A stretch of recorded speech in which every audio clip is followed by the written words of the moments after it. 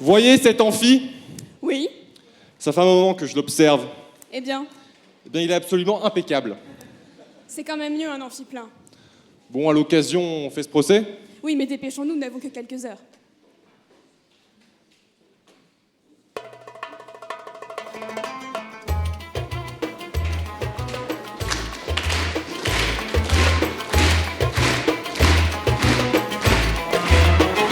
عينك يبكي وقلبك حنين ملك حزين ما يجيكش النوم مالك اليوم وليت مخلوم راكبين الناس تمشي في شارع هواس وكل ليلة قدام بالحار تستنى حار حبيت وزوز البلبل وفي بالي راك تروم ديلولي وليت محبول مزيد تبز يفعلون حبيت وزوز البلبل وفي بالي راك تروم ديلولي وليت محبول مزيد تبز يفعلون.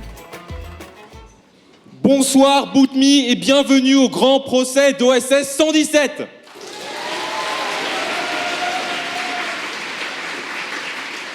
Un grand merci à vous tous d'être venus. Nous allons ici ce soir juger un agent connu de tous, un homme avec ses défauts, OSS 117. Et pour cet immense événement, nous avons réuni un jury digne du gratin Kérotte, et non pas du gratin de pommes de terre. Ancien conseiller comme notre Raïs à nous ne sommes certes pas en 68 années de la jeunesse, mais nous allons espérer que 2020 sera son année. Voici Gaspard Ganzer.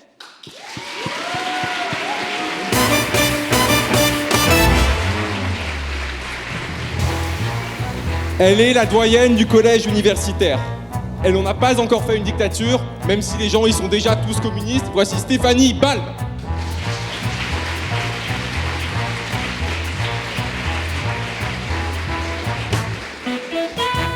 C'est un grand spécialiste constitutionnel du Brésil et de l'Égypte, expert du monde arabo-musulman. Arabo. Guillaume Tussaud.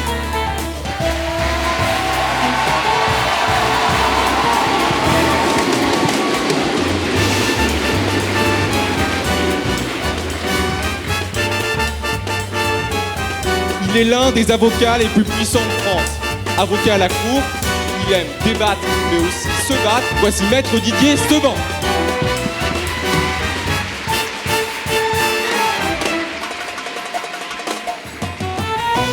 Notre prochaine membre du jury arrive de l'Assemblée nationale où elle est en séance, elle est donc toujours pas là, mais sachez sur elle que, encore plus dur que sécuriser le Proche-Orient, elle a dû conseiller le président Sarkozy pendant 5 ans.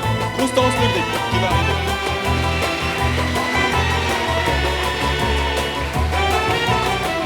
C'est l'ancien Raïs de Révolte. C'est notre Raïs actuel de Révolte-toi Sciences Po. Et il est encore à Sciences Po ce soir. Franchement, il s'agirait de grandir. Voici Léo Amselem.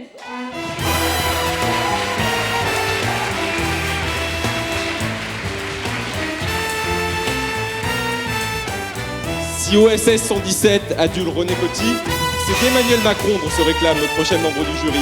Député des Yvelines, porte-parole de La République En Marche, voici Aurore Berger.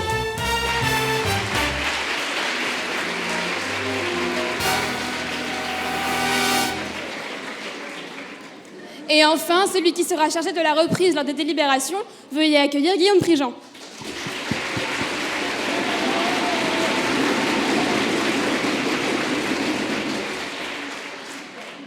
Chers amis, il est temps d'accueillir nos talentueux orateurs. Pour témoigner ce soir des méfaits perpétrés par OSS 117 à leur égard, voici les témoins de l'accusation. Tonnerre d'applaudissements pour Jack Jefferson, Bill Tremendous et Heinrich von Zimmel.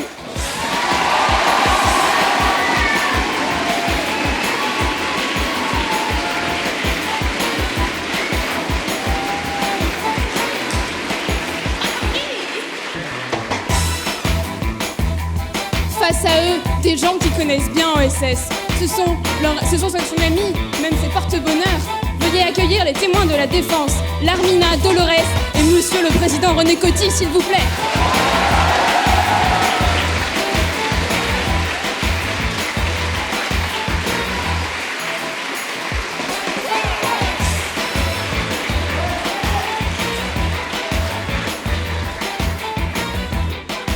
pour demander la condamnation d'OSS 117 ce soir. Voici les avocats de l'accusation, avec Hippolyte Quester, avocat d'un soir, et maître Sabrina Goldman, deuxième secrétaire de la conférence en 2007, avocat au barreau de Paris.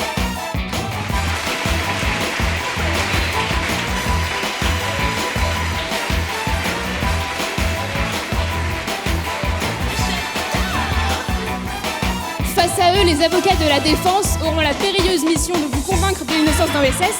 Veuillez accueillir Simon Deroute, avocat d'un soir aussi, et maître Alexandre Vermin, premier secrétaire de la conférence 2013.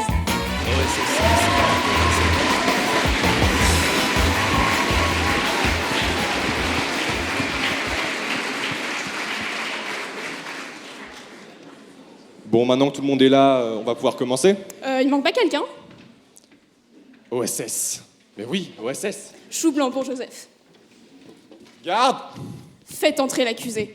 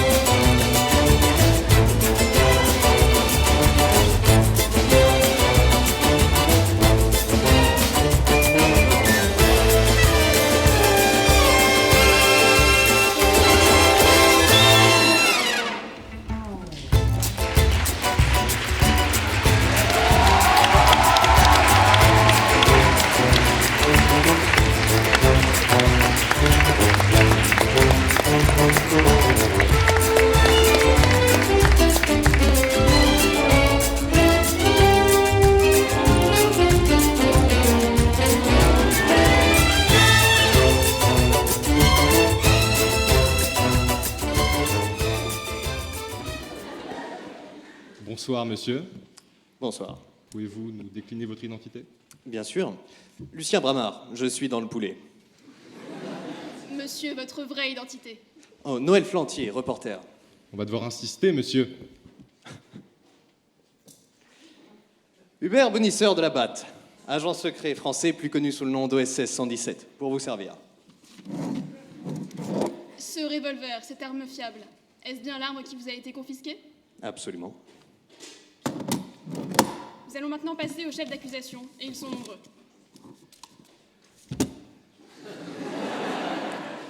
Racisme et xénophobie envers les musulmans, les Chinois, les Juifs, les Allemands. Sexisme répété. Mise en péril les intérêts français au Proche-Orient et au Brésil. Agression sur le Médine du Caire. Dissimulation de preuves de la collaboration. Qualification de simple théorie du fait que tous les Allemands ne sont pas nazis. Humiliation de Jack Jefferson au Jokari. Génocide de poulets innocents. Abus de confiance envers le général de Gaulle et René Coty. Méconnaissance de la définition académique d'une dictature. Meurtre du frère d'un Chinois à Stadt. Abus d'amour envers le combat. Consommation de LSD en réunion dans un but orgiaque. Corruption par le lobby des coiffeurs. Cher public, vous l'avez compris, ce procès est grave. Et pour témoigner de la solennité du moment, je vais vous demander à tous de vous lever et de répéter le serment qui va vous être lu.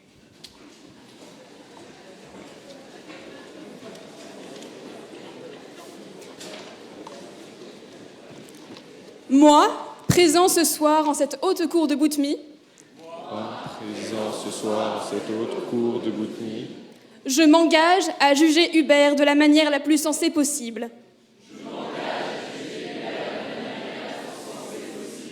À respecter la France, et pas n'importe laquelle, celle du général de Gaulle. respecter la France et pas n'importe laquelle, celle du général de Gaulle. Et enfin, à garder à l'esprit qu'OSS 117 est l'agent de la France.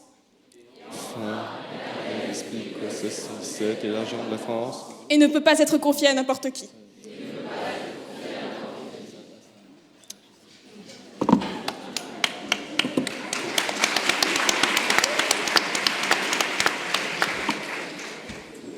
Et sans plus tarder, nous appelons à la barre le premier témoin de l'accusation, M. Jack Jefferson.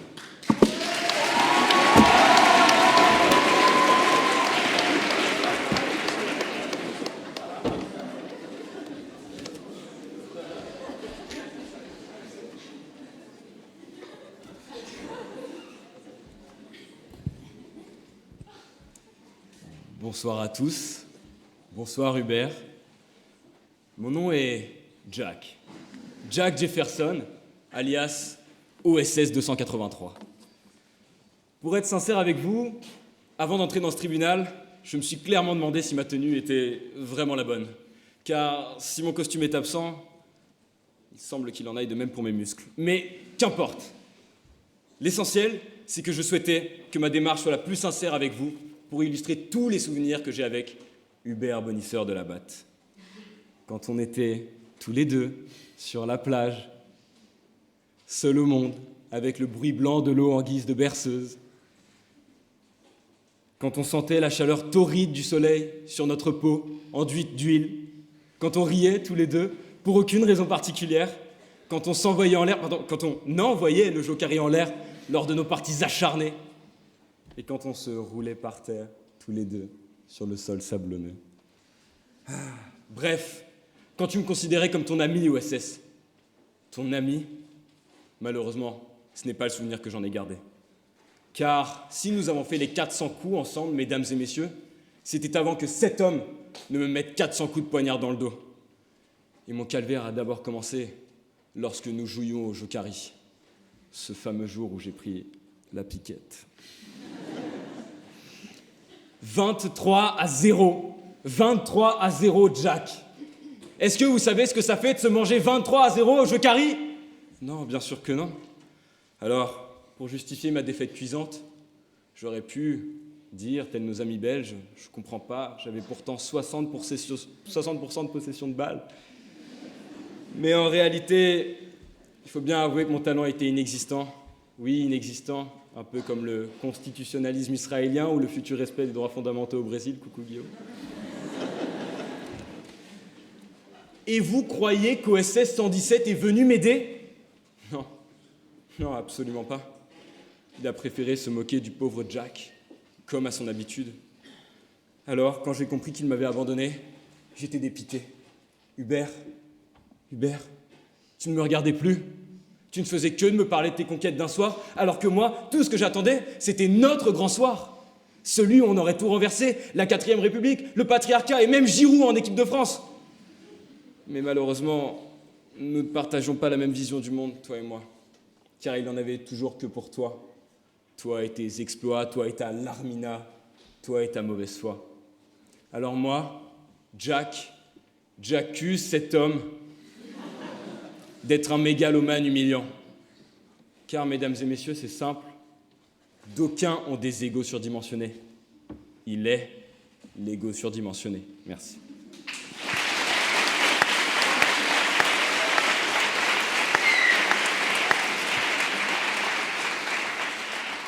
Merci, Monsieur Jefferson. Est-ce que la défense a une question à poser ?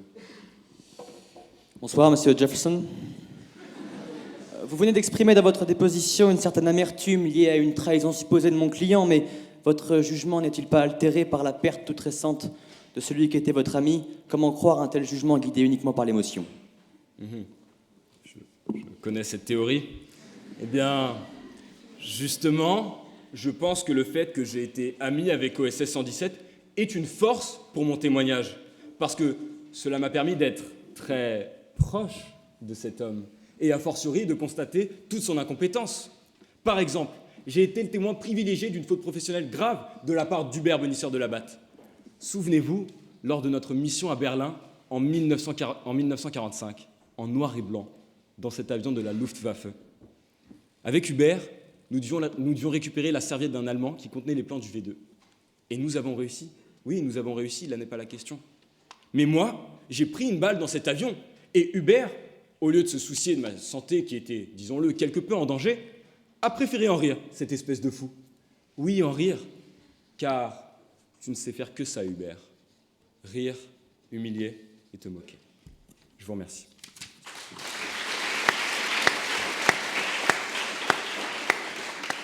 Merci Jack Jefferson. Nous accueillons désormais le deuxième témoin de la défense, Bill Tremendous.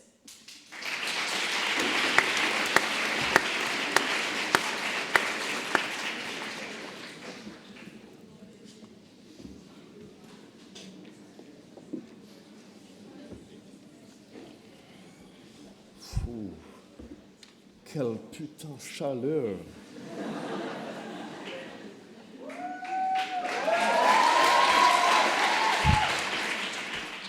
Bonsoir mes amis, et bonsoir Hubert.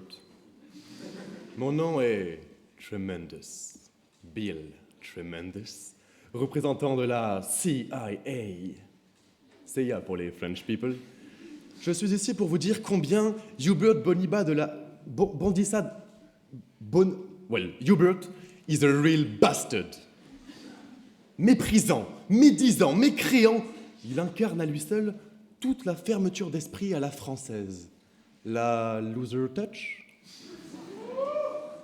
Alors qu'il était dans mon bureau, soit la quintessence des United States of America, pays de toutes les libertés, flambeau guidant les masses aveugles, man céleste planté en cette terre, c'est avec ces motherfucking bastards pieds sur la table qu'il s'est permis de comparer la vie dans un groupe hippie à vivre dans un grow pipi.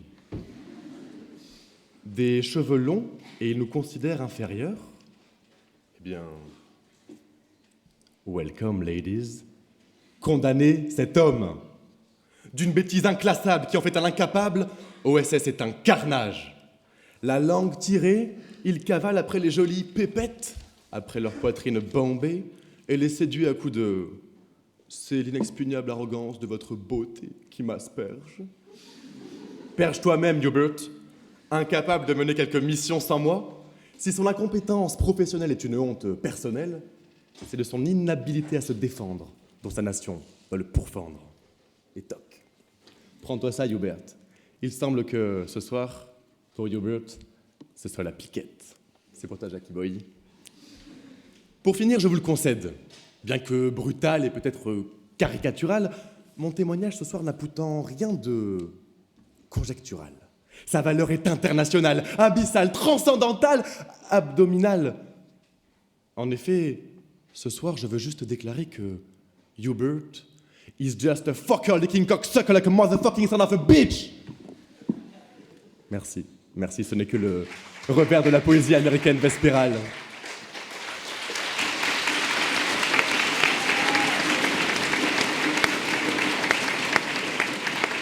Est-ce que la défense a une question pour Bill? Bonsoir.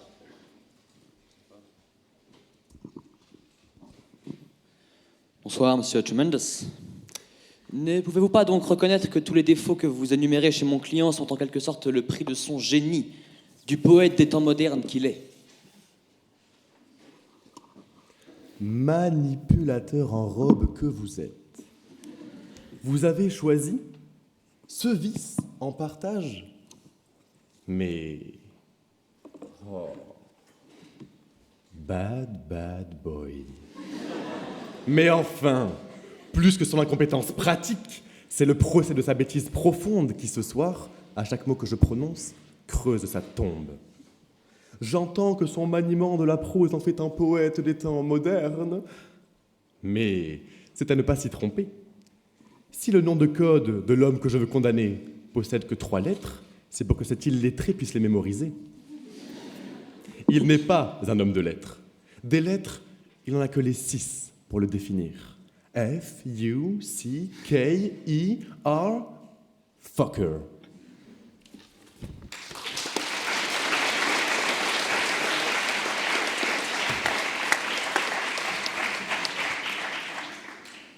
Merci, monsieur Tremendous. Nous appelons maintenant à la barre le dernier témoin de l'accusation, Heinrich Einpostig von Zimmel.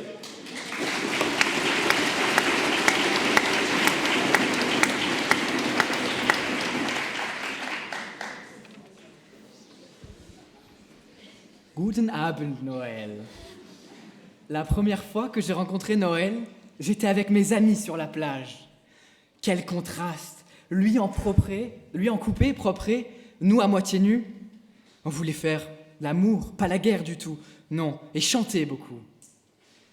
Monsieur de Labatte, grand théoricien du patriarcat, semble pourtant avoir du mal à l'imaginer. Qu'un côté vieille France puisse avoir du charme, je le comprends. Mais sa France à lui est grabataire, artificiellement maintenue en vie sous perfusion de racisme et misogynie, péniblement nourrie d'une purée d'homophobie, choqué par ma haine envers mon nazi de père. Et c'est pour la honte que je ressens d'être fils de nazi qu'il m'a frappé. Une gifle, un coup sourd, sonné, je me suis effondré, la tête dans le sable, le grincement des grains entre les molaires, la respiration rapide et étouffée des petites vagues, et la brûlure de la douleur, suivie de la chaleur de l'humiliation, sous 45 degrés. Mais quel étau oppressant. Alors Noël, en grand malotru, vous ment. Mal, en plus. Il assène son aversion pour les hippies, scande une litanie insensée sur nos capillaires. Et pourtant, héros des contradictions, ne respecte pas la barrière de l'hygiène, clandestin d'une frontière fantasmée. Tout de même, Noël, tout de même. Et quelle incompétence! Au service de la France considérée comme le meilleur, au moindre pot, Flantier vire au toxicomane psychorigide. Un agent qui prend du LSD en mission, mais c'est la porte ouverte à la faute professionnelle. Comme héros national, un agent français qui me tue par accident. Alors ni charron ni diplomate, cet homme a tout du larron et vous ment profondément. Hubert protège un ancien monde en perdition, voué à disparaître.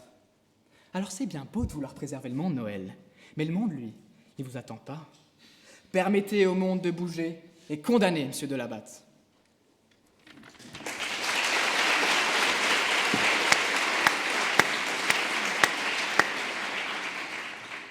Merci, monsieur Van Zimmel.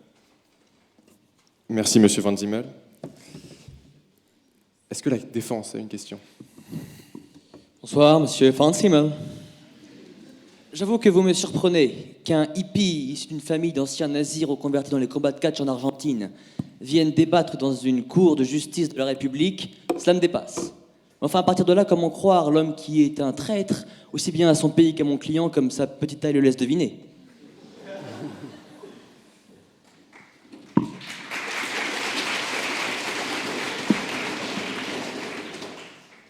Ancien nazi? Vous allez bien vite en besogne, mon garçon. Je n'ai été que le nazi d'un soir. J'ai passé ma vie en hippie, à jouer de la guitare sur la plage. Puis au cas où vous seriez passé à côté de ça, on ne peut pas dire que j'ai une relation tout à fait fluide et simple avec mon père. Alors oui, pendant 10 ans, je n'ai pas eu de nouvelles et j'ai cru, je ne sais pas, peut-être pouvoir renouer le lien, avoir un peu de contact, plaire à papa. Enfin, la seule chose dont je suis certain, c'est que non seulement je ne suis pas nazi, mais que même après ce déguisement, je ne suis pas plus proche de mon père qu'avant. Moi, assassiné, lui en vie.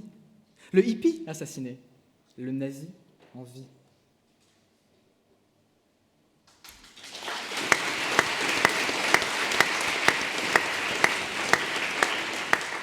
Toutes les dépositions de l'accusation ont désormais été faites. Nous allons entendre le premier avocat de l'accusation, Maître Coster.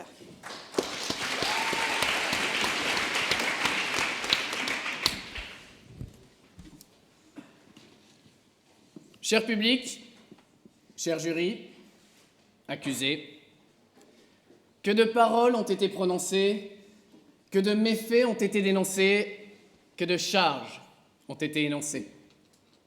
Laissez-moi cependant, après 3 dépositions qui dressent le portrait d'OSS 117, vous dépeindre le tableau d'ensemble. Et pour cette toile, nous n'avons besoin que de 2 couleurs, celle de l'incompétence et de l'ignorance. Quoi ? OSS 117, cet espion adulé par le gouvernement et le grand public, cet agent de l'État fort et viril, à mi-chemin entre Superman et un contrôleur de la RATP, serait incompétent ? Oui, évidemment. Nous parlons de quelqu'un qui met en danger les intérêts français et cache des listes de collaborateurs, est manifestement incapable de récupérer une liste d'informations, tue des témoins capitaux, vole, nie, ment, corrompt, trahit, tue, mais tout cela avec charme. La seule chose qu'il réussisse manifestement, c'est faire étinceler son sourire et le regard des serveuses. Mais aux dernières nouvelles, faire s'arrêter de jolies blondes ne permet pas d'arrêter de vilains blonds. S'ouvrir aux belles formes ne permet pas d'enfermer ceux qui ont un mauvais fond. Sauter de gentilles filles ne permet pas de faire chuter de mauvais garçons. Faire le procès d'OSS 117 en incompétence, c'est faire le procès de Pétain en collaboration. C'est faire le procès de Trump en mégalomanie. C'est faire le procès de Ben Laden en pilotage. Ça a l'air évident, mais ça révèle des choses bien plus profondes. Alors oui, ces charges l'accablent. Mais sommes-nous vraiment là pour déverser notre colère face à un service de l'État en manifeste dysfonctionnement ? Non. Il y a un lieu pour cela, qu'on appelle un guichet de la RATP un jour de grève du RERB. Ça n'est pas simplement le procès de son incompétence, c'est le procès de son ignorance. S'il est présent devant nous, c'est pour une raison. Et si l'incompétence ne suffit pas, c'est qu'il y a une raison plus profonde, une raison qui justifie sa présence devant nous. Une posture de supériorité culturelle, une méconnaissance crasse des enjeux extérieurs, l'absence totale de volonté de comprendre. Oui, je crois que ce qui caractérise notre accusé, c'est avant tout son colonialisme. Quoi ? OSS 117, cet espion adulé par le gouvernement et le grand public, cet agent de l'État fort et viril à mi-chemin entre Jésus et un fonctionnaire de la Cour des comptes, serait colonialiste ? Oui, évidemment, et c'est pour cela qu'il faut le faire accuser. Lorsque l'on fait le procès d'OSS 117, c'est le procès de tout l'Occident colonial que l'on doit faire. Alors, je sais, on leur a construit des routes et des écoles. Mais que sont ces travaux face au code noir, à la torture comme usage de guerre aux millions d'Africains, déportés dans les plantations, aux Malgaches, morts aux Vietnamiens, morts aux Algériens, morts ? Et vous ? Oui, vous n'avez pas honte ? Vous riez tranquillement devant le personnage en vous disant que, quand même, c'était une époque où on savait rigoler. Mais bien sûr ! Frapper un muezzin, une activité pour toute la famille. Se moquer des préceptes de la religion musulmane, un jeu qui ravira petits et grands. Nier les conditions de vie dans les favelas, fou rire garanti de 7 à 77 ans. Je ne critique pas le fait de rire de la colonisation, mais ne riez pas avec la colonisation. Alors remettez-vous en question, et comme premier acte d'une personne consciente que non, finalement, la colonisation tenait moins du Club Med que du crime de masse, faites condamner Hubert Bonisseur de la Batte.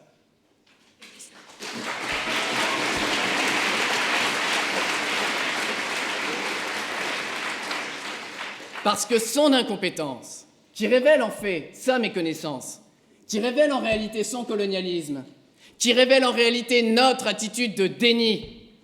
Oui, tout cela, mesdames les jurés et messieurs les jurés, justifie amplement la condamnation lourde qu'OSS 117 doit recevoir.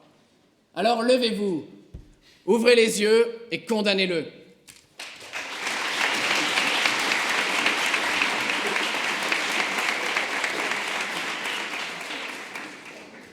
Merci, Maître Quester. Nous en venons maintenant au réquisitoire de Maître Goldman.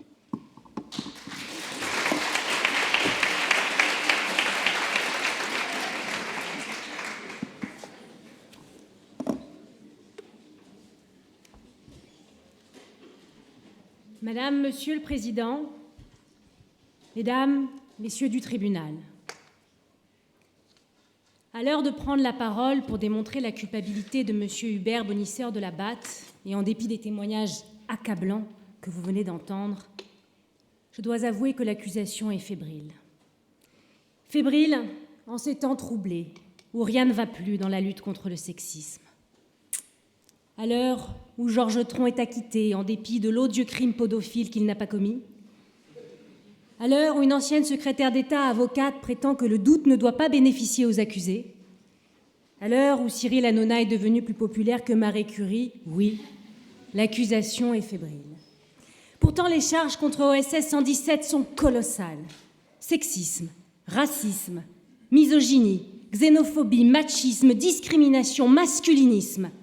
La tâche est facile, me diriez-vous, car OSS 117 est à la délicatesse ce qu'Éric Zemmour est au féminisme. Il est à la tolérance ce que Marcel Campion est à la lutte LGBT. Ce que Philippe Pétain est à l'histoire de la France, une déchéance, juste une déchéance. Voilà ce que vous êtes, SS 117. Alors, la défense tentera sûrement de le dédouaner et vous dira pour ce faire qu'il a beaucoup œuvré en faveur de la réconciliation franco-nazie, considérant qu'il est injuste, que les nazis aient toujours le mauvais rôle et que finalement tout le monde peut avoir une seconde chance. C'est vrai, tout le monde peut avoir une seconde chance. Même Jérôme Cahuzac, même Bernard Tapie, même Patrick Balkany et même Laurent Wauquiez, pourquoi pas tant qu'on y est. Après tout, il a bien connu Sœur Emmanuel, paraît-il. Mais vous ne céderez pas.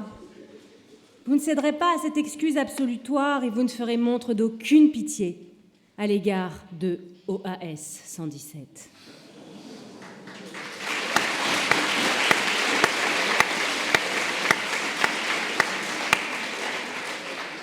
Seule une peine capitale peut être à la hauteur de la gravité des crimes commis. Parce que, monsieur Hubert Bonisseur de la Batte, vous m'avez fait honte.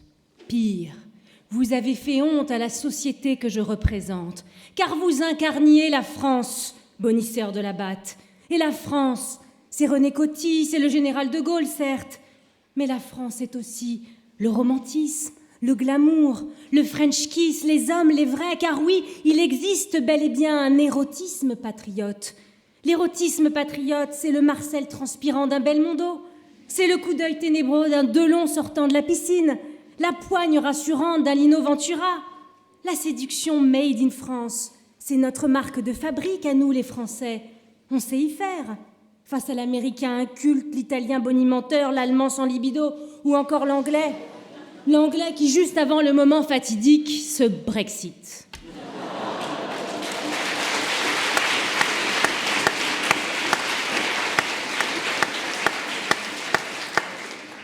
Il n'y a plus que les Français pour sauver l'honneur des hommes. Et vous leur avez fait honte, vous nous avez fait honte, monsieur OS Sex 117. Pourtant, on aurait pu croire qu'elle soufflait avec vous un vent de sensualité torride, au son de répliques aussi appétissantes que, à l'occasion, je vous mettrais bien un petit coup de polish. Ou bien, j'aime me beurrer la biscotte. Mais non. Quelle image avez-vous donnée? Celle d'un guignol qui regarde sa montre après avoir ravi sa tendre? Celle d'un imbécile heureux se prétendant Don Juan alors qu'il ne donne pas plus envie que Dumb and Dumber? Et que dire de vos airs de séducteur au sourire ultra bright en décapotable? Vous vous prenez pour Humphrey Bogart? Mais vous n'êtes qu'un coussin péteur sur la banquette arrière d'une cygne Camille. Car la voilà, la vraie trahison. C'est votre médiocrité dans l'art de la séduction, Bonisseur de la Batte. Un crime de baise-majesté. Diable, OSS 117, vous étiez la France. Mais que vous a-t-elle fait pour la maltraiter ainsi? On n'est pas la France parce qu'on est franchouillard, monsieur. Le béret, la baguette dans le bras, le litron de rouge dans l'autre, c'est terminé. Vos blagues d'un autre âge nous épuisent. Vous n'êtes qu'un Jean-Marie Bigard en jaquette. Et si nous rions parfois, c'est de vous, pas avec vous. Alors, parce qu'il faut juger, et que pour juger il faut comprendre, je crains de devoir révéler au tribunal la vérité, votre vérité. Car il faut le dire, vous souffrez d'un mal terrible. Le sexisme dont vous êtes accusé n'est pas juste une faute, c'est une véritable tartufferie. Car cette misogynie ne masque rien d'autre que votre impuissance.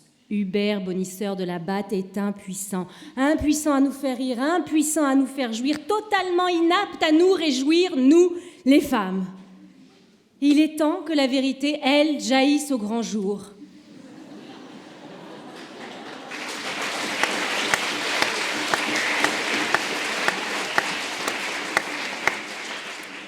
Si votre sexisme est un aveu d'impuissance, votre racisme est en fait, lui, un complexe d'infériorité. Voilà ce que vous êtes réellement, et le tribunal doit désormais réaliser la duplicité dont nous avons été tous victimes. OSS 117 est une escroquerie. Ce n'est pas qu'un espoir déçu, c'est de la publicité mensongère. Mener une vie entière à nous faire croire qu'il est un héros, un gentleman, le sauveur des femmes maltraitées et des minorités martyrisées, voilà en quoi nous avons été trahis.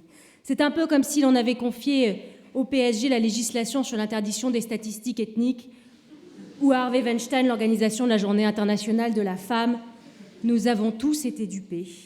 Mais aujourd'hui est venue l'heure de montrer OSS 117 dans sa vérité crue et de le juger tel qu'il est, un médiocre et un usurpateur. Alors je vous demande donc aujourd'hui, Madame, Monsieur le Président, Mesdames, Messieurs du tribunal, pour rétablir la France dans son honneur, de déclarer Hubert Bonisseur de la Batte coupable des faits qui lui sont reprochés et en répression, parce qu'il doit être puni par là où il a péché. Je vous demande, en mémoire des pénitents sous Isabelle la catholique, de le condamner à 30 ans de travail d'intérêt général chez les chiennes de garde, sans droit de cuisage ni droit à l'euthanasie. Et ce sera justice.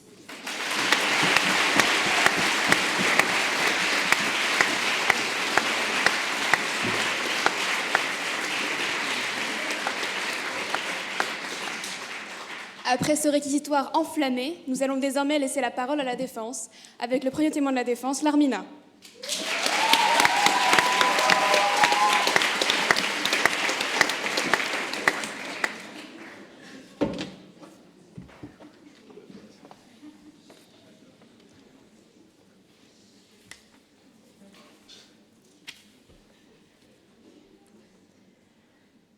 Et moi, qui croyais pouvoir danser un mambo avec Hubert ce soir, me voilà au plus grand procès du plus grand espion français de tous les temps. Alors, pour qu'on puisse quand même aller danser un mambo au Basile après, je viens à ce pupitre pour prendre la défense d'OSS 117. Car oui, mesdames et messieurs, OSS 117, Noël Flantier, Hubert Bonisseur de la Batte et Lucien Bramard, qui, je le crois bien, ne forment qu'une seule et même personne, est innocent. Imaginez-vous OSS 117 mise en examen? Moi non, car comme mon père, Hubert est un saint homme. Il a à cœur de servir les intérêts de la France. Il l'a montré à plusieurs reprises lors de sa mission au Caire, où j'ai eu l'honneur et le plaisir de l'accompagner. Alors quels sont ses chefs d'accusation? J'entends qu'Hubert est sexiste, raciste, voire même islamophobe. Mais mesdames et messieurs, ces accusateurs n'ont rien compris. Car même si on peut être parfois surpris par l'humour d'Hubert, j'en conviens, on finit toujours par en rire. OSS 117, en effet, ne répond à aucun de ces griefs. Au contraire, il apporte un point de vue constructif, en sa qualité d'expert du monde arabo-musulman. Hubert n'a pas non plus pour but d'être sexiste, comme on vient de nous l'énoncer, mais au contraire, de mettre en valeur la femme, à travers des compliments, qu'ils soient subtils ou maladroits. Je vous le concède. Son point de vue est d'autant plus constructif qu'il s'applique à de nombreux sujets de société et de vie. L'alcool, les vieux fous des fondouks, les djellabas, les ânes partout. Il nous rappelle, et ce à juste titre, qu'il est toujours bon de savoir se remettre en question. Alors, grossier ou maladroit, me direz-vous, mais à cela, je n'ai qu'une chose à répondre. C'est à cause du jet lag, mesdames et messieurs. Et quid du muezzin alors?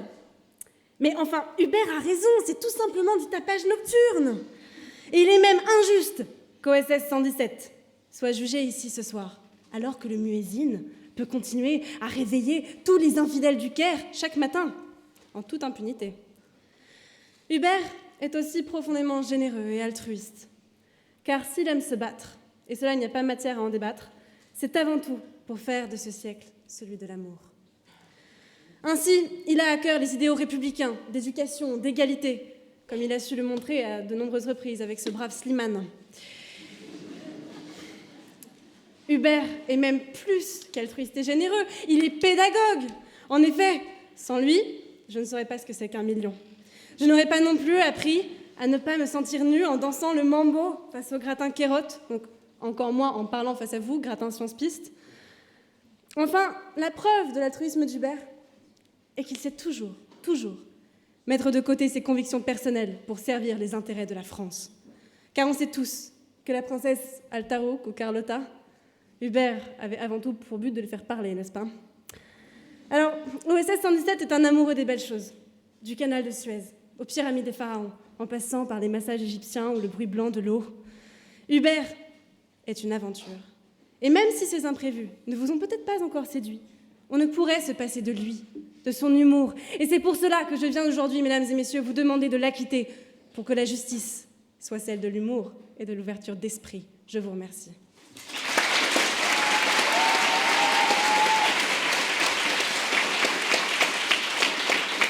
Est-ce que l'accusation a une question? Oui, on m'entend. Vous n'avez pas répondu à l'un des chefs d'accusation principaux, que vous avez pourtant constaté à de multiples reprises. Que faites-vous du racisme d'Hubert Bonisseur de la Batte? Enfin, monsieur Hubert n'est pas raciste. Il est sorti avec la princesse Altarouk et moi-même. C'est impossible. D'autant plus qu'il a appris à danser le mambo, à jouer du tourteau fromager égyptien, à compter jusqu'à 5 en arabe et même à essayer de percer le secret des pyramides. Alors, chers assemblés et chers jurys, vous conviendrez que tous ces faits témoignent avant tout de son ouverture d'esprit. Je vous remercie.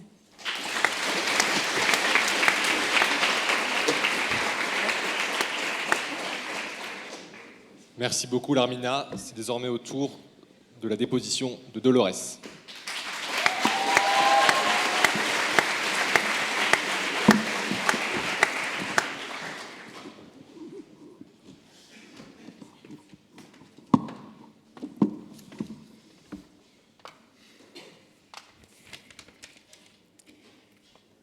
Mesdames, messieurs, Hubert a tenu à mon égard des propos scandaleux, dont je ne saurais vous faire l'inventaire, tant il est lourd.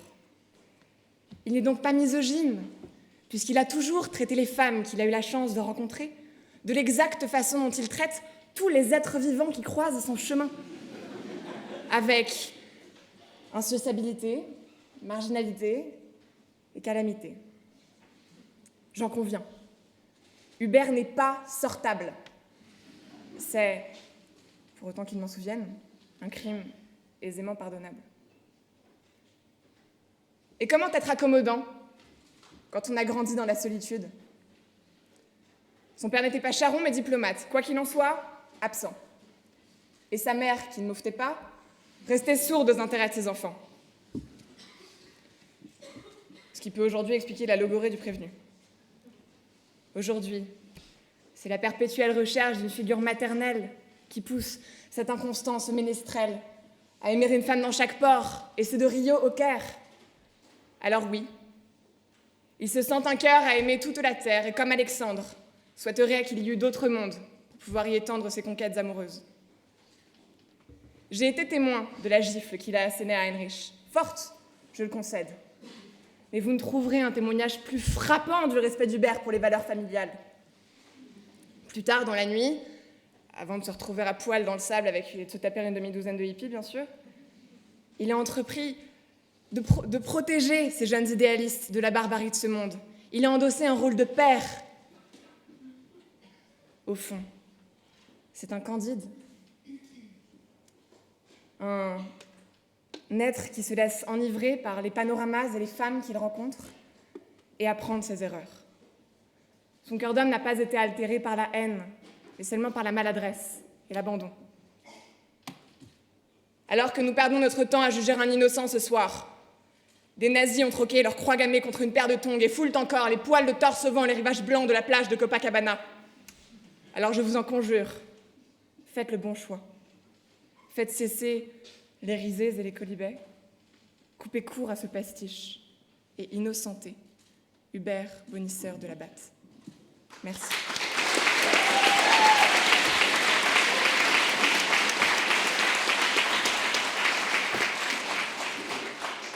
L'accusation souhaite-t-elle s'exprimer? Oui. Vous dites « Hubert n'est pas sortable, ce qui est un crime aisément pardonnable ». Pas sortable? Mais même si on me disait que Hitler n'était pas sortable, ça n'empêche qu'il y a 6 millions de juifs qui aujourd'hui ne peuvent plus sortir du tout. On ne dit pas de quelqu'un qui n'est pas sortable.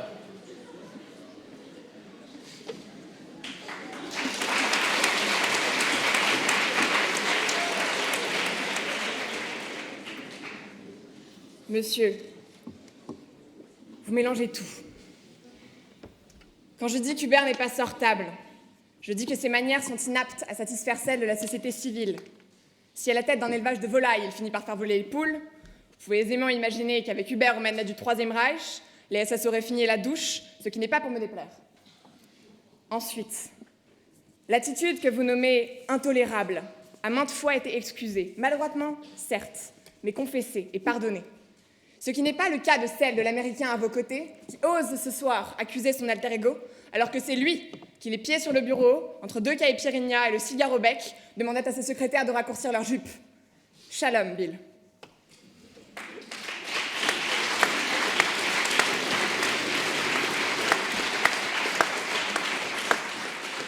Merci Dolores. Nous allons désormais entendre le dernier témoin de la défense. S'il vous plaît, un tonnerre d'applaudissements pour notre ancien Rice, René Coty.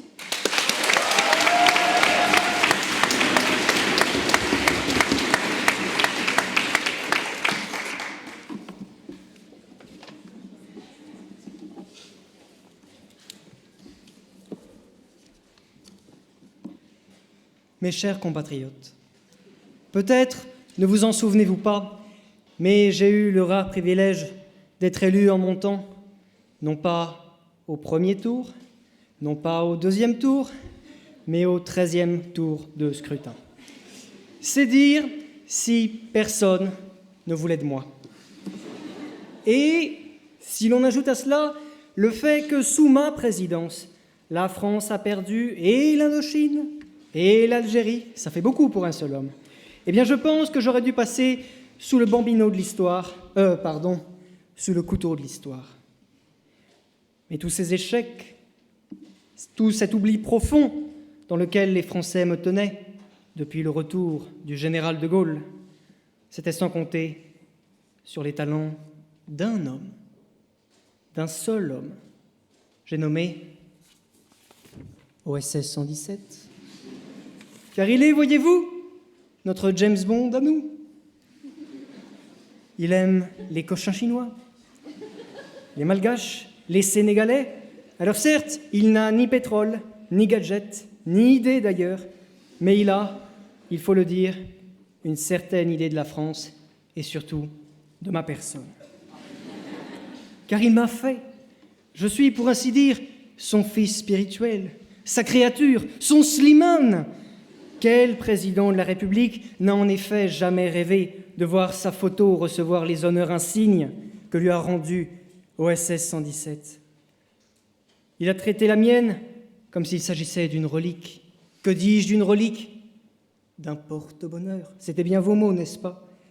Et je tenais donc à le remercier, car c'est lui qui a construit ma légende de Raïs aux 4 coins du globe, du Caire à Rio, en passant par Gstaad, au point que même une secrétaire d'État américaine absolument inculte n'avait que ce mot à la bouche quand on lui demandait de se présenter. Raïs, Raïs, qu'elle disait.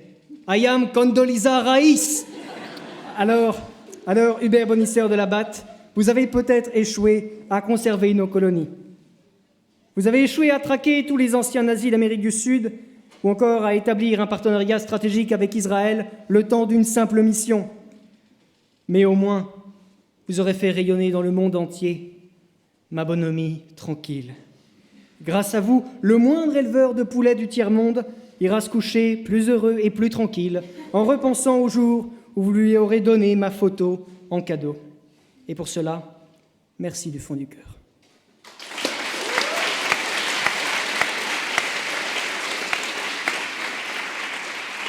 L'accusation a-t-elle une question pour Monsieur le Président ? Oui. Une seule question, monsieur. En vous écoutant, on a effectivement une seule question.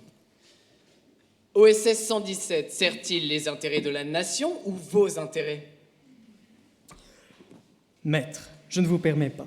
Faisons le bilan de la première mission d'OSS 117 au Caire. Il a arrêté un groupe de terroristes islamistes qui menaçaient notre beau pays. Il a également stoppé la princesse Al-Tarouk dans son élan vengeur. Et il a relancé tout le secteur de la volaille nord-africaine sans, et c'est très important de le préciser, sans faire passer la grippe aviaire de notre côté de la Méditerranée. C'est ce qui s'appelle rendre un service à la France.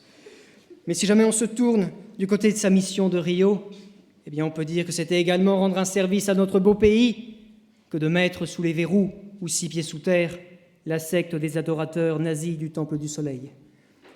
OSS 117 au service de ma personne, je m'y refuse. OSS 117 au service de la France, je le crois. Merci.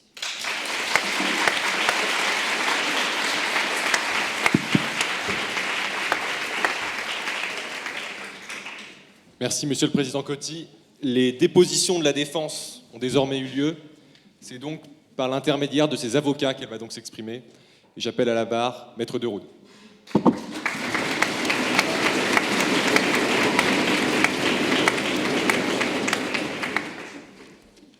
Françaises, Français, Belges, Belges, Mesdames et Messieurs les jurés, Monsieur Guillaume Tussaud, public chéri, mon amour. Laissez-moi élargir un peu notre champ de vision.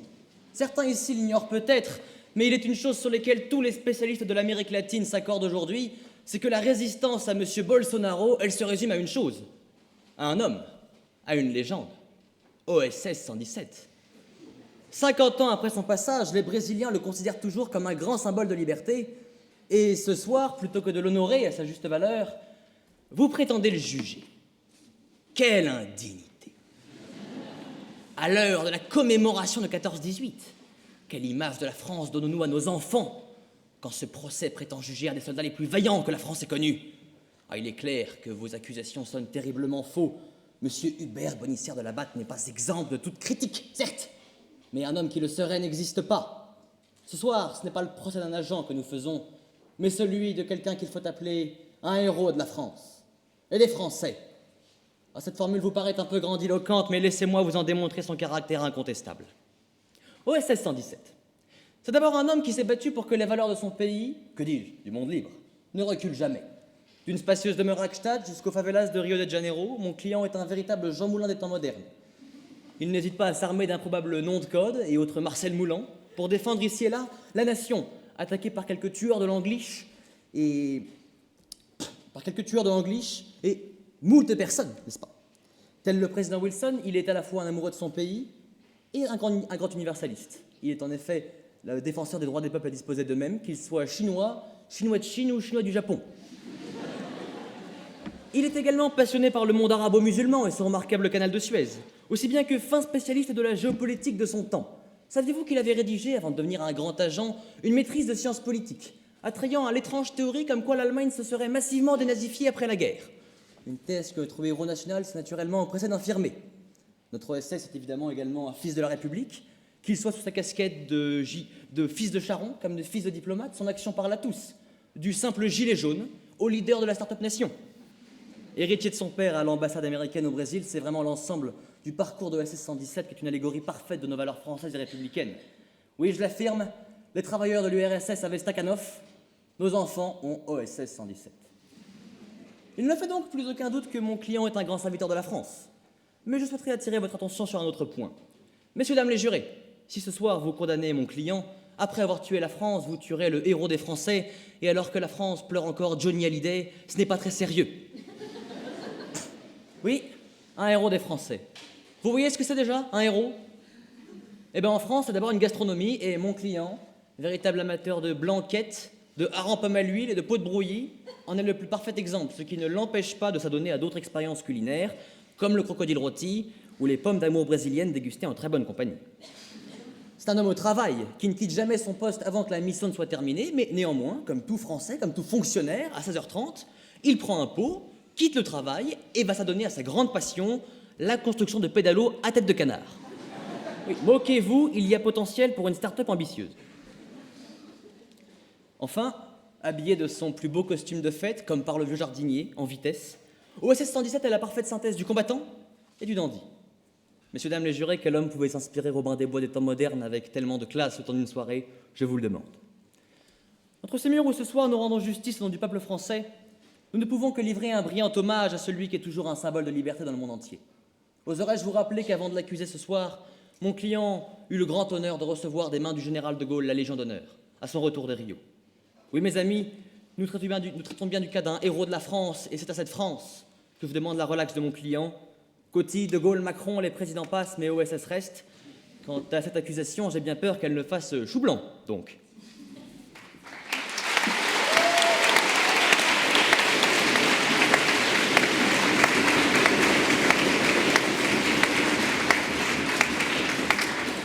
Merci, Maître Daoud. Nous allons désormais entendre le deuxième avocat, Maître Verninck.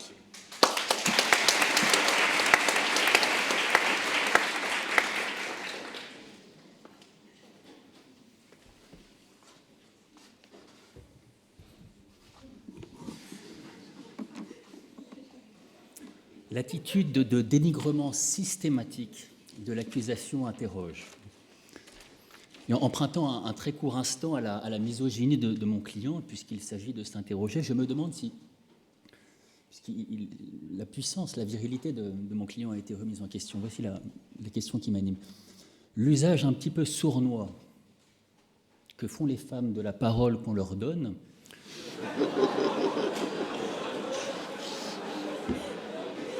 ne les dédommage-t-il pas bien suffisamment des oppressions qu'elles subissent? Bon.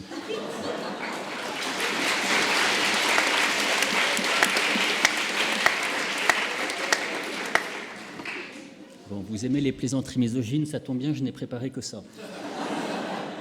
Alors je continue. J'observerai que les anatomistes de tous bords s'accordent sur l'observation suivante.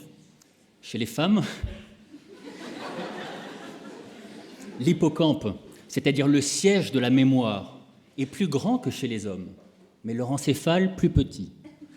Ces propriétés physiologiques expliquent sans doute que ma consoeur soit parvenue à se souvenir de ce qu'avait dit mon client, mais pas à le comprendre.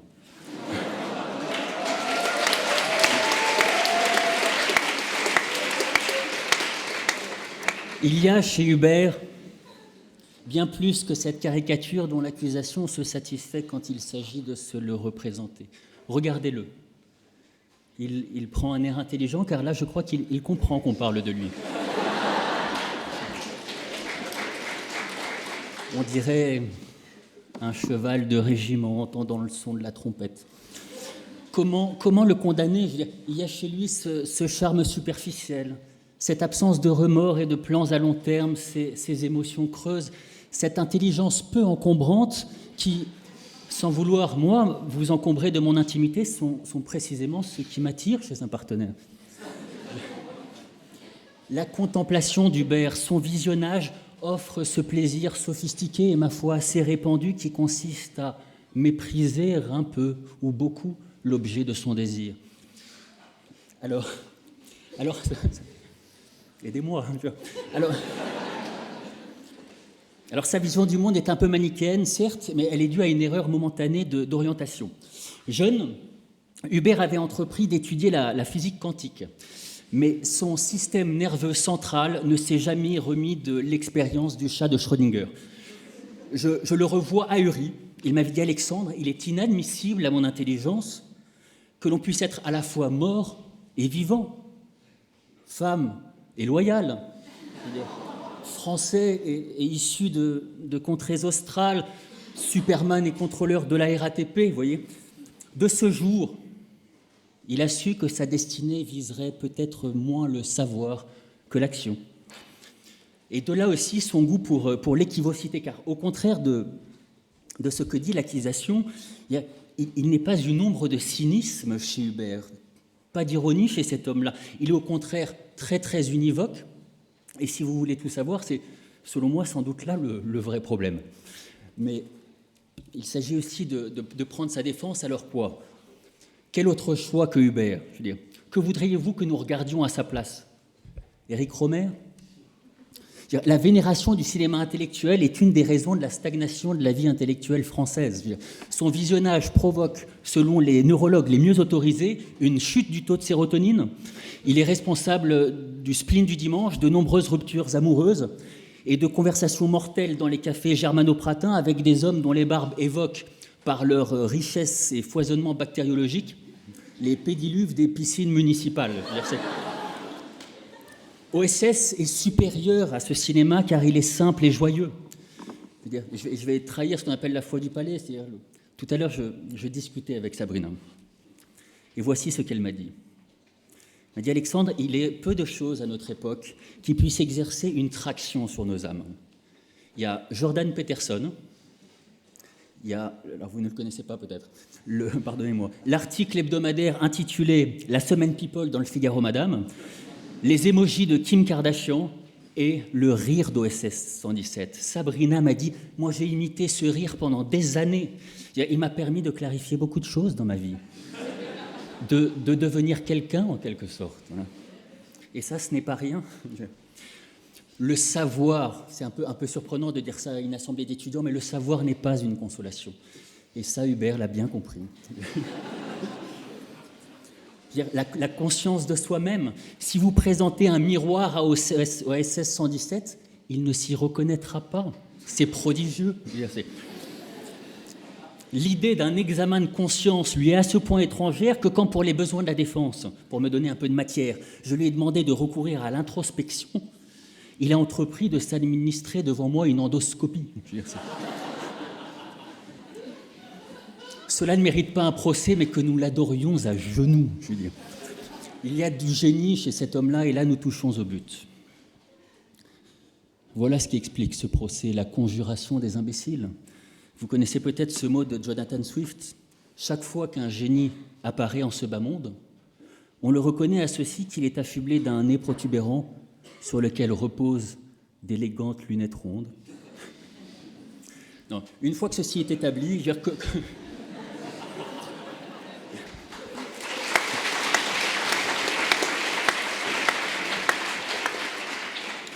Une fois qu'on a établi ce génie, que reste-t-il de l'accusation? Quelques témoins à charge, Bill Tremendous et ses insultes. C'est le paradoxe des anglophones d'avoir plus de mots dans leur langue, mais étrangement, toujours moins de vocabulaire.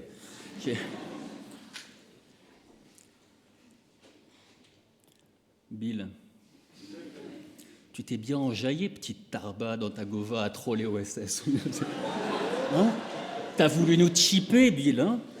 T'as voulu faire le foulec, wesh. La vie de mes morts recommence ça une fois et je te monte en l'air.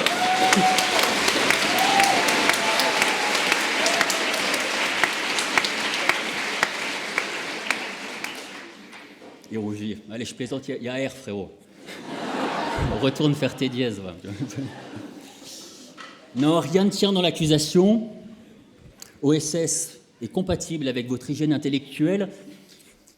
Et permettez-moi en conclusion d'apporter peut-être simplement le tempérament suivant. J'ai découvert OSS à l'occasion de la préparation de ce procès.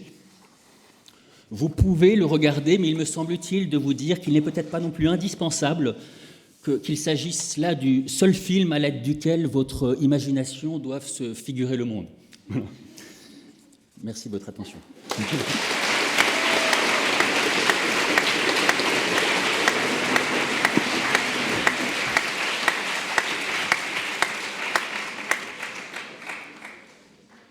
Bien, je pense que le moment que nous attendons tous depuis le début du procès est enfin arrivé. Accusé Hubert, nous vous appelons à la batte.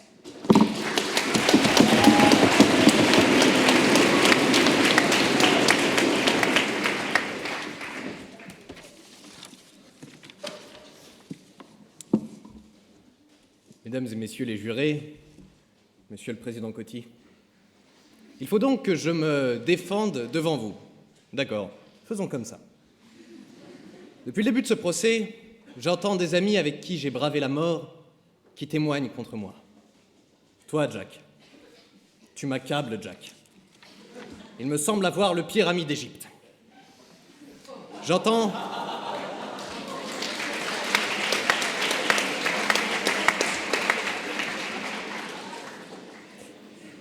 J'entends des avocats qui m'accusent, qui m'attaquent sur des mots, de simples astuces qui apparemment n'auraient pas plu. C'est vrai, dans ma vie, souvent confronté à de terribles obstacles, j'ai fait le choix de construire des traits d'esprit. Parfois peut-être trop spirituels, possible. Mais quelle lâche logique que de juger quand on ne comprend pas. On ne saisit pas, donc on se vexe, on se courrouce, on accuse. Très bien. Mais ce qui est véritablement intolérable, c'est qu'on réinterprète mes propos. Toujours juste dans mes pitres. J'ai gardé l'élégance dans la blague. J'ai toujours tâché de garder l'équilibre. Et aujourd'hui, on tente de me traîner dans l'abus. C'est aberrant. Poursuivez en vain vos accusations si ça vous chante, mais jamais vous ne me volerez ma verve. Sachez bien, messieurs les censeurs, que je ne céderai rien, ni aux fainéants, ni aux cyniques. Alors oui, aujourd'hui vous trouvez soudain ça si simple de me viser. Vous crachez votre prose venimeuse, peut-être par jalousie en voyant avec quelle aisance j'improvise. Vous vous plaisez à réaliser ces envolées verbales dans vos robes, n'est-ce pas? De vrais sorciers, auxquels il ne manque qu'un balai. Puis, de vous à moi, si vous me permettez, je pense que c'est ça qui agace un peu les gens, le côté « je suis juge, donc j'ai raison sur tout ».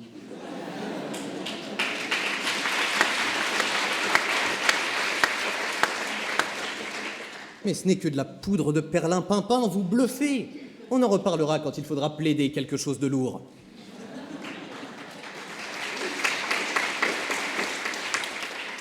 Oh, car j'ose l'affirmer, ce procès est une partie de poker, ni d'escroc. Qu'est-ce que c'est que ce guet-apens? On me fait un procès alors que j'ai maintes fois mis ma vie en danger pour défendre notre drapeau. C'est affligeant, j'ai toujours été un rempart contre la barbarie. Qui, ici, a plus que moi servi la France? Le Proche-Orient, c'est Bibi. J'ai tué tellement de nazis, je n'ai vraiment pas eu le temps de compter. J'ai posé un avion en flammes dans la jungle, j'ai remonté l'Amazonie en pédalo. Pourtant, qui ici est dans le box des accusés? Alors oui, j'ai plusieurs cordes à mon arc. J'ai été acrobate, photographe, éleveur de poules, résistant, agent secret et même Robin des Bois. Mais jamais je n'ai été coupable. Jamais. Vous dites que je suis coupable, comme vous y allez. Mais savez-vous seulement ce que c'est un coupable? Un coupable, c'est quand les gens sont jeunes déjà, qu'ils ont froid avec des capuches grises et des survêtements à fermeture éclair. C'est ça.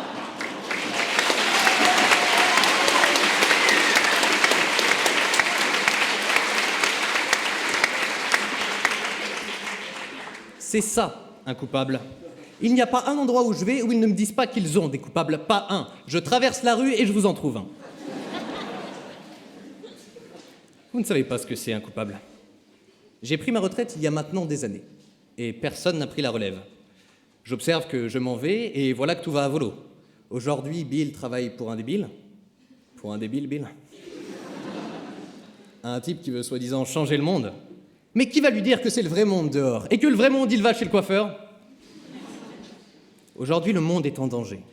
Et au lieu de me demander de l'aide, on veut me mettre en prison. Oh, le monde est en péril, oui.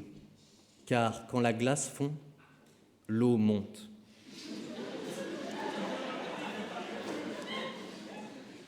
Et cela m'alarme, car j'aime la plage.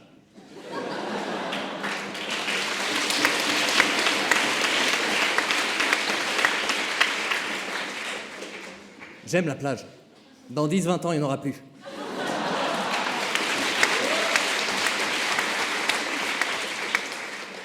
Et on pourra dire adieu au Jokari. Est-ce le monde de vos rêves? Ce monde où les racines supplantent Blanquette et Aran? Est-ce le monde de vos rêves? Ce monde sans 117? Ce monde, je ne lui prédis pas un grand avenir.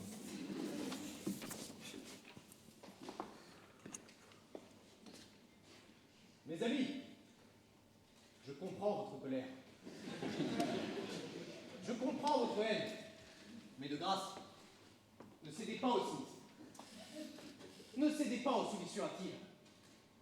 Oh, je vois bien ce qui vous plaît dans ma condamnation. D'ailleurs, qui pourrait vous jeter la pierre? Moi-même, parfois, il m'arrive de me fâcher. Mais êtes-vous sûr qu'il n'y a pas d'autre solution? Êtes-vous sûr que les enfants où vous étiez ont rêvé d'un monde comme celui-là? Je suis sûr qu'il y a encore un peu de ces enfants en vous. Et c'est à eux que je m'adresse. Et j'aimerais leur poser une question. une simple question. Et si ce procès était plutôt celui de l'amour?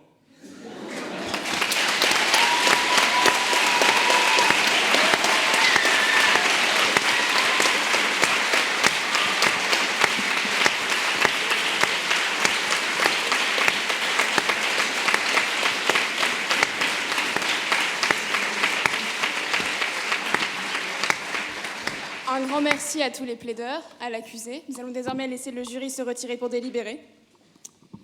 Et place désormais à la carte blanche, encore plus blanche que le bruit blanc de l'eau, de Guillaume Prigent.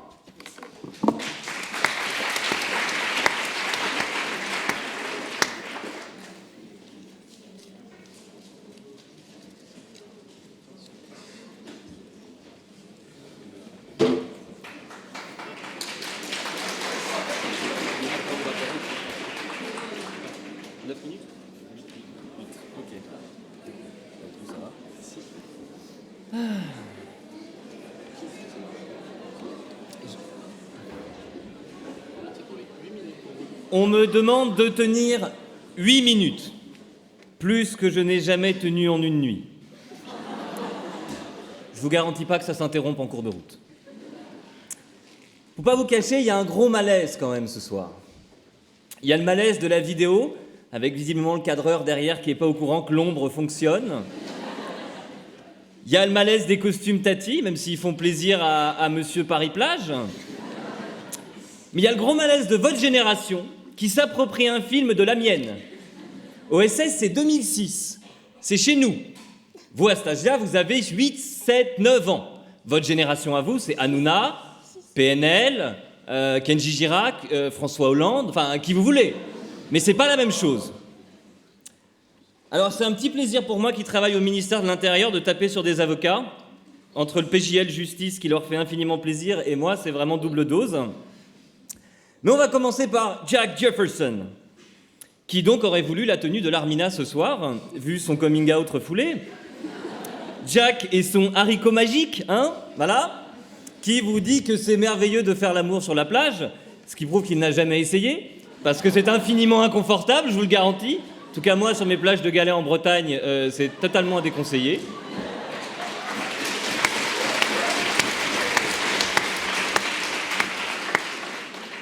Vous avez un deuxième cas social, vous avez Bill Tremendous. Bon, lui, clairement, il est venu pour valider son IELTS. Pas de bol, au bout de 15 secondes d'anglais, et il a fait tous les mots qu'il connaissait, il les a casés. Donc après, c'est désolé, je n'en ai plus. Je repasse en français. Et donc, comme je suis en français, je fais des flops. Je vous fais des rimes abdominales, abyssales, transcendantales. Là, il voit bien que la salle rigole pas des masses, étonnamment. Et il dit, bon, je vais lasser un truc un peu plus fin intellectuellement. You motherfucker, son of a bitch, I will suck your ass. Ah, bah là, on est dans l'humour un peu classe. Là, on est sur du Tremendous. On est content. Non, mon vrai chouchou, c'est Heinrich von Stimmel. Parce qu'il sait pas du tout faire l'accent allemand. Ça veut dire que quand les Allemands ils vont revenir, parce qu'ils sont déjà venus 2 fois et jamais 2 endroits, je vous le dis.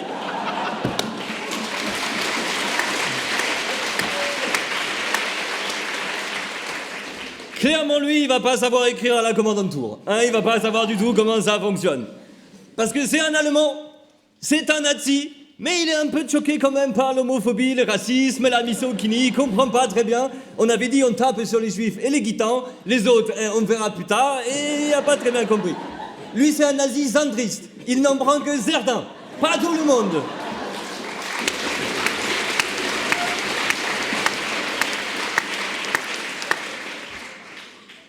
Hippolyte Koester, avocat d'un soir, dont je cite la biographie, le rêve est de devenir un lave-linge. Faites ce que vous en voulez. Est-ce qu'il a besoin qu'on le salisse? Je ne sais pas, je n'ai pas creusé le truc. Alors, son argument hyper fort, c'est son sourire à OSS lui permet de se taper des serveuses. Et vous sentez quand il dit ça la pointe de regret, la pointe de tristesse que ça éveille chez lui, parce que lui, il ne choque personne quand il sourit. Quand il sourit pas non plus, vous me direz, mais ça va pas. Et qui dit que son super argument derrière, dont il est très fier, c'est, imaginez quand même le type, si jamais il est invoqué un jour, la colonisation tient moi, monsieur le président du Club Med, que du crime de masse. Et là, vous dites lui, au procès Papon, en chute de plaidoirie. Alors là, il se tourne vers le procureur. Eh, t'as quoi, toi, en stock? Eh ben voilà, c'est ça le travail de Custer. Bon, qu'OSS 117 cache des listes de collabos, De Gaulle l'a fait aussi, donc on va pas non plus se vexer, hein. Et puis il y a le vrai avocat, Maître Goldman, qui vous cite dans la même phrase, t'as tous connu cette « Vous m'avez fait honte, Badinter, 10 lignes plus tard, je demande la peine capitale ». Et vous remarquez, comme Badinter, bon, il n'est pas encore mort, mais on fait déjà comme si. On s'en fout un peu de ce qu'il a raconté. Donc on va demander la peine capitale pour Bonisseur de la Batte, en disant, moi je suis dans le camp de la culture française, parce que la France c'est quoi, selon Maître Goldman? C'est le French kiss, le torse perlant d'un Belmondo, le regard incroyable d'un Delon, la poigne de Lino Ventura. Dans quel cadre on a besoin d'une poigne chez un mec, je veux pas savoir. Quand on est transsexuel, ça peut se comprendre, mais bon, c'est pas forcément le lieu. Et qui vous met toute la culture de côté. Balzac, la poésie, la symphonie, on s'en fout. Non, la France, vraiment, vous venez pour le sexe, le torse plein de sueur et le French kiss. La pipe aussi, qui se dit française en espagnol. Et c'est en soi un beau vecteur culturel quand on sait ça quand même. Hein. Et qui a cet argument terrible que toute nana utilise quand elle perd une discussion. Écoute, d'accord, tu gardes le chat, mais je voulais juste que tu saches avant qu'on se quitte, t'es impuissant à me faire jouir. Mais je suis quand même resté 7 ans avec toi, hein, parce que je trouvais ça assez drôle de faire l'expérience de l'impuissance tous les soirs. Hein, elle, au procès de Pol Pot, le vrai problème de Pol Pot, c'est pas les crimes contre l'humanité. Il fait mal le cuni. Alors qu'il avait promis, Pol Pot à l'envers, Pol Pot sous l'eau. Eh ben que dalle! Rien du tout! L'Armina qui pointe Maître Goldman pour parler d'Al-Tarouk, en lui disant genre... Toi, t'aimes être attaché, hein? Bon, toi aussi, ceci dit, hein, si on y pense bien. Hein, Et surtout, qui nous dit que Hubert est pas raciste parce qu'il a couché avec 2 Arabes. Ce qui s'appelle donc la défense Nadine Morano, je cite. Nadine Morano disant « Mais je ne suis pas raciste, je ne mens pas. Hein. Je ne suis pas raciste, j'ai des amis plus noirs qu'une arabe. » Et le temps que le juge comprenne le sens de la phrase, hop, vous pouvez rentrer chez vous, vous êtes tranquille. Puis il y a Dolores. Argument incroyable là aussi. Hubert est pas sortable. Mais c'est un type bien. Émile Louis non plus, pas très sortable. Mais c'est un type bien, il aimait conduire. Guy Georges, oui, pas très sortable non plus. Mais il escaladait super bien quand vous y pensez bien. Et lui, on l'a pas naturalisé pour ça. Hein. Ou qui a cet argument merveilleux. De l'avocat de la défense qui lui dit « Vous savez, aujourd'hui, madame, il y a 6 millions de juifs qui ne peuvent pas sortir. » Et c'est vrai que c'est ça le problème, en fait. C'est pas du tout leur extermination qui dérange l'avocat de la défense. C'est que ces gens-là peuvent plus aller au Macumba tous les soirs. Et vous sentez que ça le perturbe, l'avocat. Et puis, il y a René Coty, qui dans la vraie vie s'appelle Pierre Humbert de Trémiol. Donc on est d'accord que René Coty, c'est un meilleur départ.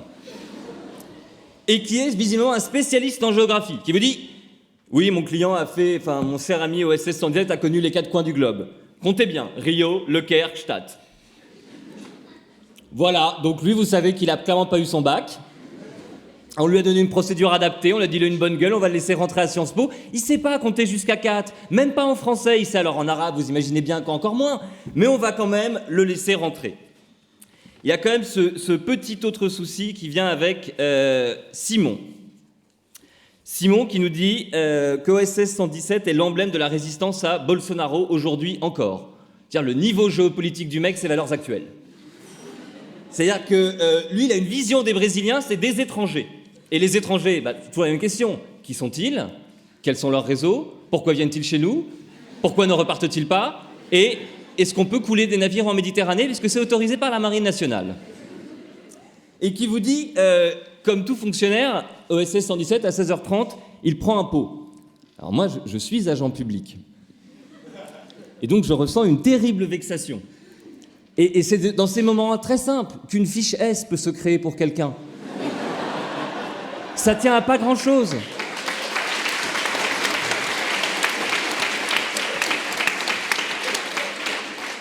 C'est-à-dire que le type, devant un agent du ministère de l'Intérieur, lui dit « Toi, t'es un petit branleur, de toute façon.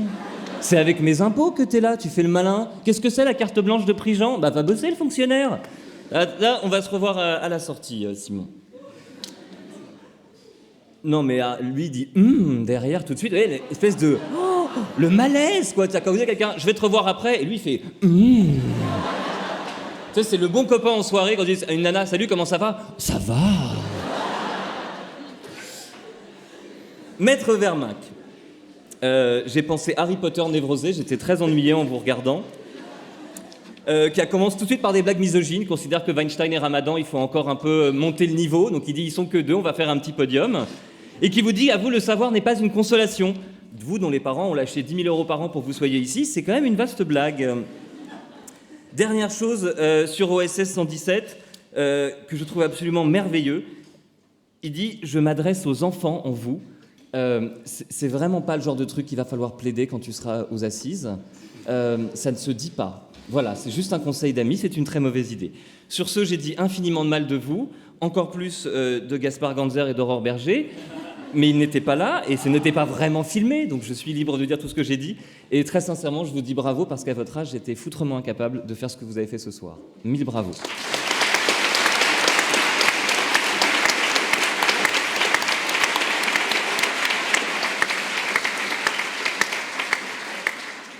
Nous allons désormais demander au jury de nous rendre son verdict.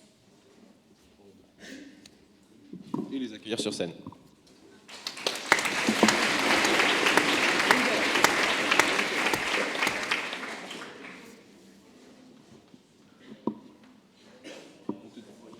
Allez-y tous.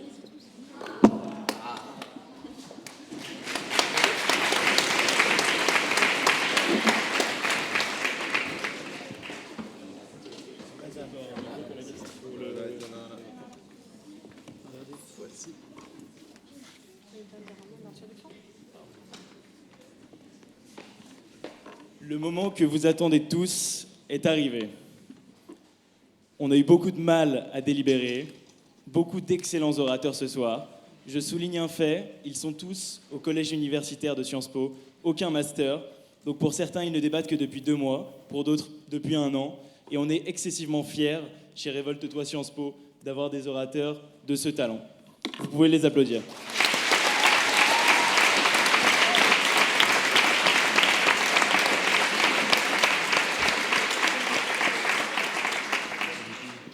Cependant, et puisque nous aimons nous battre, il faut un verdict. Pour cela, je vais appeler Madame la députée Aurore Berger, qui vous donnera le meilleur orateur de la soirée.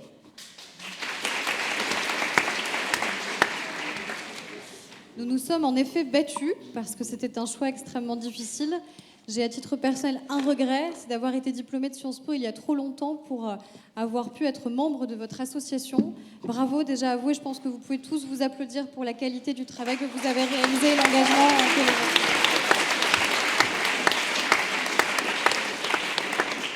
avez. Mais après nous être battus, il fallait donc un verdict et pour la qualité de l'écriture, pour son aisance, pour sa présence, pour sa précision, pour sa diction, nous avons choisi Hippolyte Custer ce soir.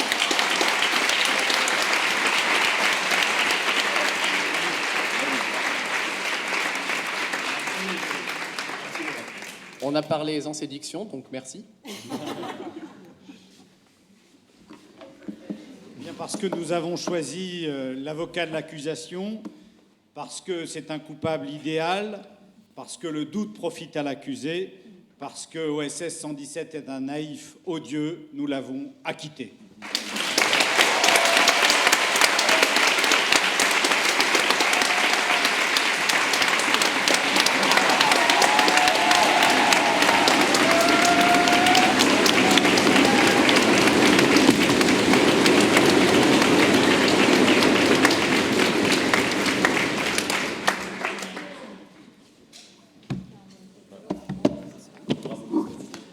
Un immense merci aux orateurs, un immense merci au jury qui a pris le temps de les écouter.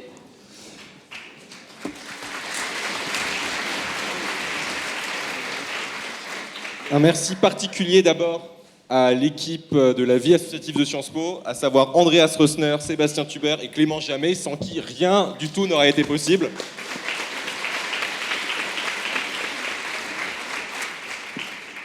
Merci bien sûr à toute l'équipe de Révolte-toi Sciences Po. Ça fait 2 mois qu'on bosse dessus, sur ce procès.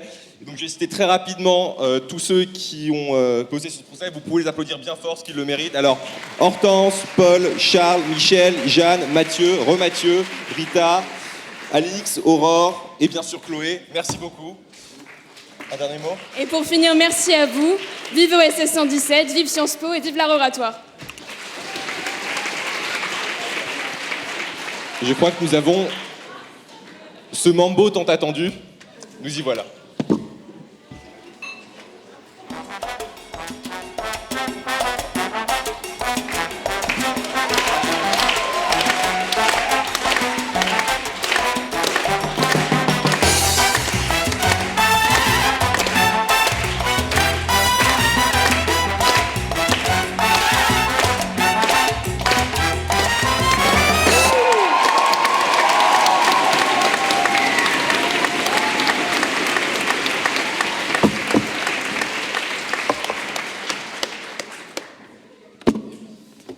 Merci à tous.